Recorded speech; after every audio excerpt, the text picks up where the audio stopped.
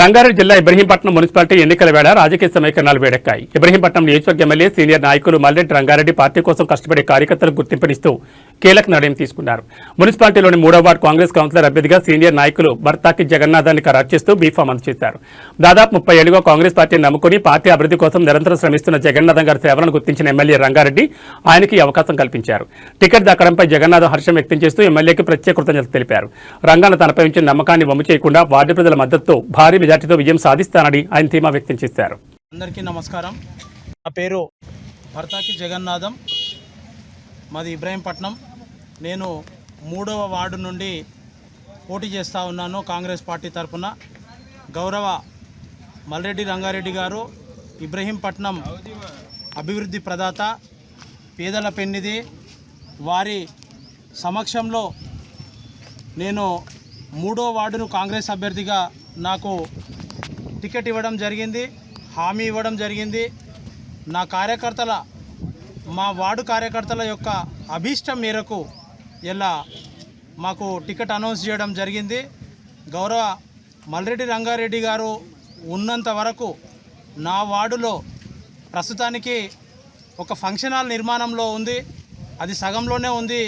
గౌరవ మల్రెడ్డి రంగారెడ్డి గారు ఇంకా 50 లక్షలైనా సరే నీకు ఫంక్షన్ హాల్కు ఇస్తానని హామీ ఇవ్వడం జరిగింది. అదేవిధంగా 50 సంవత్సరాల నుండి ఎంతోమంది ఎమ్మెల్యేలు వచ్చిర్రు పోయిర్రు. ఇబ్రహీంపట్నం చౌరస్తాలో అంబేద్కర్ భవనము మేము కడతామని గతంలో మా దళిత మినిస్టర్లు ఉండి కూడా పని చేయలేనటువంటి సందర్భం. ఇలా మల్రెడ్డి రంగారెడ్డి గారు గెలిచిన తర్వాత మరి మాకు 1 కోటి రూపాయలు, గతంలో ఒక 60 లక్షల రూపాయలు వచ్చినాయి, ఇప్పుడు 1 కోటి రూపాయలు హామీ ఇచ్చిర్రు.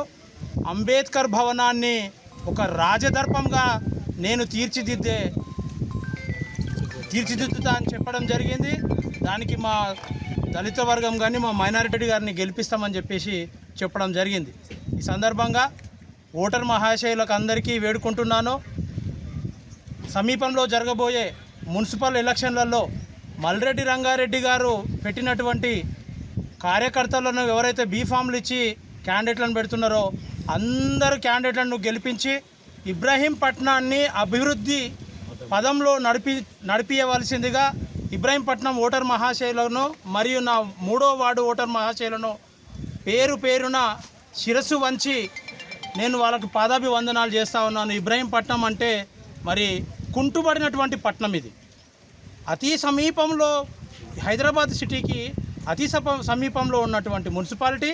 ఇక్కడ మా దగ్గర అతిగతి లేనటువంటి పరిస్థితి. ఇలా కోట్ల రూపాయల ఫండ్ నిధులు తీసుకొచ్చి మల్రెడ్డి రంగారెడ్డి గారు మరి డెవలప్మెంట్ చేస్తున్నారు. కాబట్టి మీరు డెవలప్మెంట్ని ఆకాంక్షించి డెవలప్మెంట్ను చూసి ఓట్లు వేయవలసిందిగా ఇబ్రహీంపట్నం ఓటర్ మహాశయులను అందరినీ కోరుతా ఉన్నాము.